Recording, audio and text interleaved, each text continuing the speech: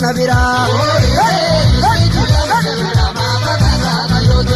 Nugo ege jitu ya barka bira ma bagata kalloto na bira.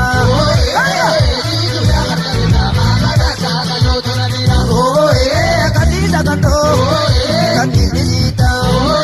Nosora na gesu mana jala jita. Nandisi jala da amalu pugia. Naramba kasimbe kotu garagia. Ege jitu ya barka bira ma bagata kalloto na bira.